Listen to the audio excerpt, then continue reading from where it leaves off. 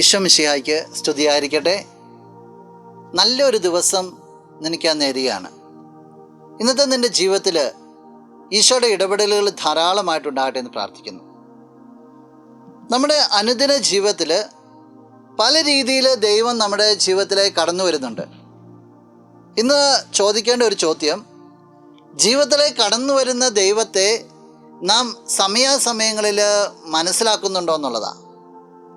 എൻ്റെ ജീവിതത്തിൽ ദൈവം ഇടപെടുന്നു, എൻ്റെ ജീവിതം ദൈവത്തിന് വിലപ്പെട്ടാണെന്നുള്ള ബോധ്യം എത്രത്തോളം ഉള്ളിൻ്റെ ഉള്ളിൽ സൂക്ഷിക്കുന്നുണ്ടെന്നാണ്. ശിഷ്യന്മാർ ഈശോയുടെ ഒരു ചോദ്യം ചോദിക്കുന്നുണ്ട്, ആദ്യം ഏലിയ വരണമെന്നല്ലേ പറഞ്ഞത്? അപ്പോൾ ഈശോ കൊടുക്കുന്ന മറുപടി ഇങ്ങനെയാണ്. വിശുദ്ധ മത്തായി അറിയിച്ച സുവിശേഷം 17-ാം അധ്യായം 12-ാം വാക്യത്തിൻ്റെ ആദ്യ ഭാഗം. എന്നാൽ ഞാൻ നിങ്ങളോട് പറയുന്നു, ഏലിയ വന്നു കഴിഞ്ഞു, എങ്കിലും അവർ അവനെ മനസ്സിലാക്കിയില്ല. തങ്ങൾക്കിഷ്ടമുള്ളതെല്ലാം അവർ അവനോട് ചെയ്തു. ഈശോ പറയാണ്, ഏലിയ വന്നു കഴിഞ്ഞു, പക്ഷേ അവരവനെ മനസ്സിലാക്കിയില്ല, അതുകൊണ്ട് ഇഷ്ടമുള്ളതെല്ലാം അവനോട് ചെയ്തു. ഏലിയ വന്നിട്ടും ഏലിയ മനസ്സിലാക്കാൻ പറ്റാത്ത ഒരവസ്ഥ. ഈ അവസ്ഥ ഈശോ പറയുക, ഈശോനെ മനസ്സിലാക്കിയില്ല എന്നുള്ള ധ്വനി കൊടുത്തുകൊണ്ട് പറയുക. ഇന്ന് ജീവിതത്തിലേക്കും തിരിഞ്ഞു നോക്കിയിട്ട് നീ നിന്നോട് തന്നെ ഒരു ആത്മപരിശോധന.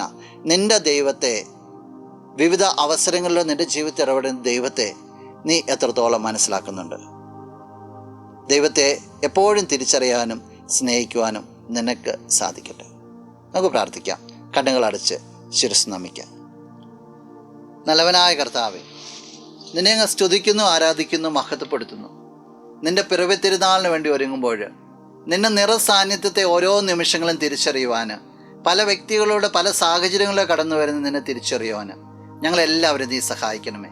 ഈ വ്യക്തിയെ പ്രത്യേകമായിട്ട് സമർപ്പിക്കുകയാണ്. നിൻ്റെ കൃപ ധാരാളമായിട്ട് ഒഴുകട്ടെ എന്ന് പ്രാർത്ഥിക്കുന്നു.